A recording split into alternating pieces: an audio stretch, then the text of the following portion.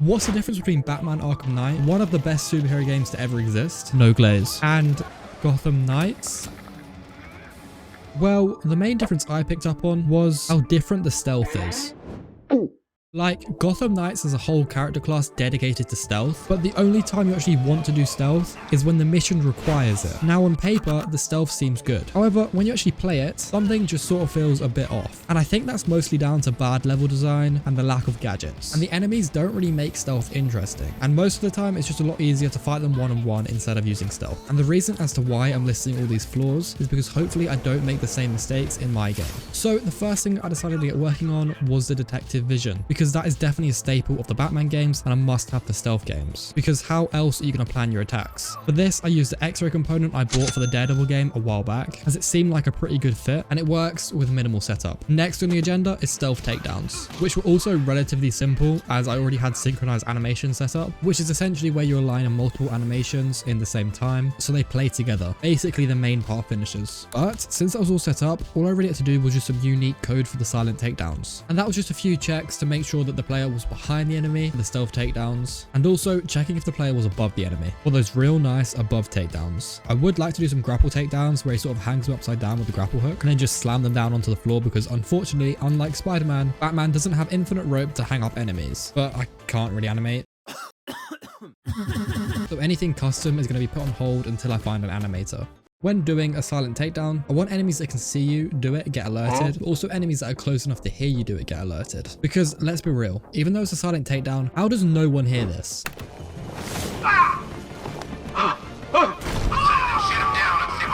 And that's pretty simple, because all you have to do is a severe trace when the enemy you're taking down dies, and then that will just call the already existing alert function on the enemies that are in that severe trace. But now there's no real way for the player to know if it's going to be a silent takedown or if enemies are going to get alerted. And that's why I added the square. It essentially just glows a different color depending on if you can stealth attack or if enemies are going to get alerted. Moving on to something a little bit more unique to the Batman Beyond character, I'm going to start working on invisibility. And it's not Sue Storm or Miles Morales' kind of invisibility, because it's actually just cloaking, which does technically mean you can still be seen whilst invisible. So I guess it should kind of work more like a smoke bomb than invisibility. Now we just have a separate mesh of the Batman Beyond character with this cloaked material slapped on it, and the character meshes just alternate with the transition, and Haez actually set that up so all thanks goes to him. So obviously, whilst you're invisible, enemies can't see you. Unless you get a little bit too close to the personal space, then they can see you, because cloaking isn't invisibility. And another flaw of cloaking is if you move, you subtly flicker in and out of being cloaked, which means if you're still relatively close to enemies, they can again still see you. And also, when I add player damage in the future, any damage that the player takes while cloaked will instantly disable the cloaking and force it to be recharged. Speaking about recharging, I also added this meter, which just makes it so you can't be invisible forever. And that's pretty much everything the cloaking mechanic has so far. Moving on, I'm going to polish up the grappling system just a little bit better. And for that, I'm going to add this speed trail post-processing effect, a few more sound effects, and this cable actor so it actually looks like there's a grappling hook. And lucky for you guys, you can actually get this exact system. It comes equipped with everything you need: grappling, perching, point launchers, and a simple way to integrate your own gliding system, as by default, unfortunately, this system does not come with one. It's available on my Gumroad, link in the description. Whilst you're there, you can also pick up my combat system as well. Thanks for the support. Let's get back to the video. So obviously, I also want to incorporate gadgets, and right now I just have quick gadgets, which are displayed in a sort of Hogwarts Legacy UI style, which I did not steal, by the way, so I will not tolerate any of those accusations. Anyways, it works pretty much the exact same way that Arkham does. It just has some UI telling you instead of being hidden. Now, I'm not sure if I'm going to have a gadget wheel. I feel like I kind of have to, but there is always the option to have it in an inventory style menu, and you have to equip your utility belt before each fight, but that might also make puzzle solving or surprise encounters a bit jarring. Let me know what your opinion is in the comments. I did also start working with common UI, which can essentially change the UI depending on what input device you're using. I'll admit it was intimidating at first, but after getting the basics set up, it was super simple. And that does mean the game will have controller support and keyboard support, so for anyone worrying that you can't play on controller, don't worry, because you can. Now, Now, let's take a breather and talk about the story of this game. I was actually lucky enough to get to work with Nine Realms Publishing, who does these awesome narrative comics, and he pretty much wrote the entire story for the game, so I can't take any credit for that. Now, I'm not going to give too much away, but what I will say is that Bane will be the tutorial boss fight, but nothing else, just to clear up anything there. And don't worry, we do know that Bane looks like this. Yes, there's a way to bring Bane back to his huge self, and Blight will be the main villain, because that's just obvious, and I'll go into more detail in future parts. Anyways, let's move on to some more combat.